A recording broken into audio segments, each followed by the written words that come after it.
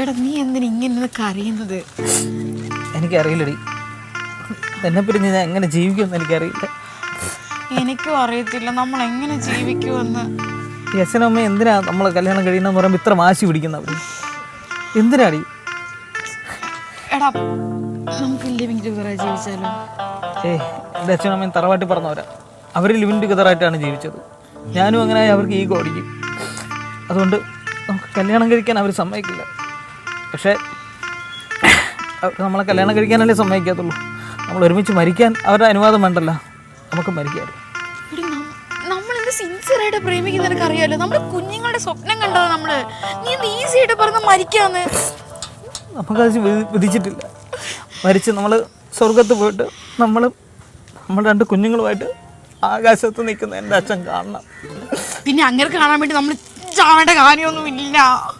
നമുക്ക് ജീവിക്കാടാ. നീ എന്തോ ഈ പറയുന്നത്? ഇല്ല, എൻ്റെ അച്ഛൻ്റെ മുമ്പ് എനിക്ക് ജയിക്കണം. ഞാൻ മരിച്ച് കാണിക്കും. ഞാൻ ഉറപ്പായിട്ടും മരിച്ച് കാണിക്കും. അതെ, എല്ലാം ഞാൻ മോക്ക് എന്നിട്ടേ കുടിക്കാറുള്ളൂ. ഇതും നീ ആദ്യം കുടിച്ചിട്ട് എനിക്ക് തന്നാൽ മതി. എന്നിട്ട് നമുക്ക് നക്ഷത്രങ്ങളായിട്ട് എന്ന് നമ്മളെ വീട്ടുകാരെ നോക്കി ചിരിക്കണം. കുടി. നീ ഉറപ്പിച്ചോ?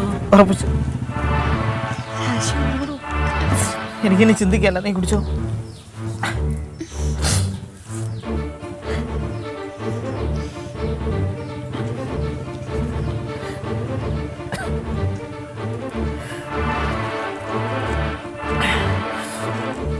എന്താ മധുരമാണോ കയ്പാണോ?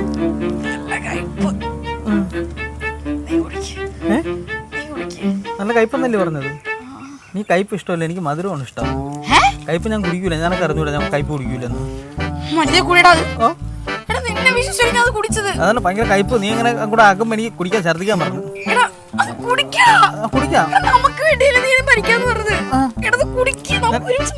നിനക്ക് വേറെ തളച്ചൊന്നുമില്ലേ? ഒന്നുമില്ലേ? ഡ്യൂപ്ലിക്കേറ്റ്. സാധാരണ തളച്ച വരേണ്ട സമയമല്ല. 1 2 3 4 5 നക്ഷത്രം 1. ഇനി വേണം അടുത്ത വല്ലതും ഞാൻ നോക്കാൻ.